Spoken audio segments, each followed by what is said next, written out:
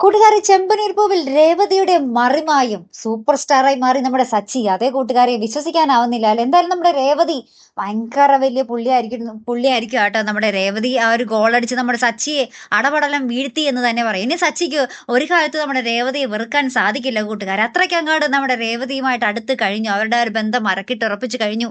കാര്യം എന്താന്നല്ലേ, ഇന്നത്തെ ഒരു പ്രൊമോയിലുണ്ടല്ലോ നമ്മുടെ രേവതി ആ ഒരു നമ്മുടെ വർഷയെ രക്ഷിക്കുന്ന ഒരു വീഡിയോ ഉണ്ടല്ലോ, ഇഷ്ടിയൊക്കെ ഇട്ട് എറിഞ്ഞ് നമ്മുടെ റോഷനൊക്കെ ഓടിക്കുന്നത്. ആ വീഡിയോ ആ ഒരു സോഷ്യൽ മീഡിയയിൽ ഭയങ്കര വൈറലായി മാറിയിരിക്കുക കേട്ടോ. അപ്പൊ നമ്മുടെ ന്യൂസുകാരൊക്കെ ചാനലുകാർ നമ്മുടെ രേവതിയെ തേടി വരുന്നുണ്ട്.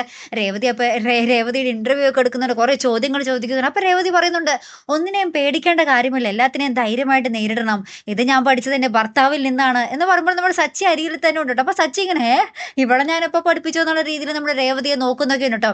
അങ്ങനെ ഓസിന് നമ്മുടെ രേവതി അടിച്ച ഗോളിൽ നമ്മുടെ സച്ചിയും സൂപ്പർ സ്റ്റാർ ആയിട്ട് മാറുന്ന കുറച്ച് രംഗങ്ങൾ തന്നെയായിട്ട്. എന്തായാലും രേവതി പൊളിച്ചടക്കിയ കേട്ടോ കുറച്ചൊരു ദിവസങ്ങളായിട്ട്.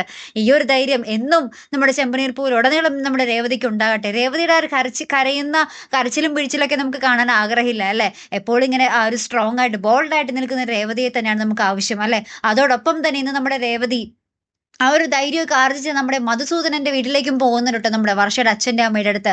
അപ്പൊ ആദ്യം നമ്മുടെ വർഷയുടെ അമ്മ ഇറങ്ങി പോടി, നിന്നെ ആർക്ക് വേണം, നീ സംസാരിക്കുന്നത് ഇവിടെ ആർക്കും കേൾക്കണ്ട എന്നൊക്കെ പറഞ്ഞ് ആദ്യമൊക്കെ ഇങ്ങനെ ആട്ടുന്നുണ്ട്. അപ്പൊ നമ്മുടെ രേവതി പറയുന്നുണ്ട്, ഞാൻ സംസാരിച്ചിട്ട് ഇവിടെ നിന്ന് പോകൂ എന്നും പറഞ്ഞിട്ട് നമ്മുടെ റോഷൻ കാട്ടിക്കൂട്ടിയ ആ ഒരു കോപ്രായവും ആ ഒരു എന്താ പറയാ വേണ്ടാത്ത തരമൊക്കെ നമ്മുടെ രേവതി പറഞ്ഞു കൊടുക്കുന്നുണ്ട്. അപ്പോഴാണ് അവർക്ക് മനസ്സിലായത്, ഓ ഇത്രയ്ക്കും മോശം ചെറുപ്പക്കാരന് വേണ്ടിയാണോ തന്റെ മകളെ എന്താ പറയാ കല്യാണം ആലോചിച്ച് പോയത് എന്നൊക്കെ ഓർത്ത് അവരും ഭയങ്കരമായിട്ട് ഇതാവുന്നുണ്ട് മിക്കവാറും. അപ്പൊ നമ്മുടെ രേവതി പറഞ്ഞ് നമ്മുടെ ശ്രീകാന്തിനെയും വർഷയും അവർ തിരികെ സ്വീകരിക്കുമായിരിക്കും. അങ്ങനെ അവർ തിരികെ നമ്മുടെ സച്ചിയുടെ വീട്ടിലേക്ക് വരുന്ന നിമിഷങ്ങളായിരിക്കും കേട്ടോ കാണുവാൻ സാധിക്കുന്നത്. എന്തായാലും നമ്മുടെ രേവതി പൊളിച്ചടക്കുന്നുണ്ട്.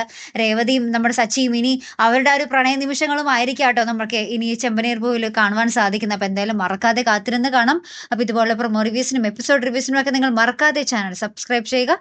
അടുത്തൊരു വീഡിയോയുമായി വരുന്നത് വരയ്ക്കും ഗുഡ് ബൈ.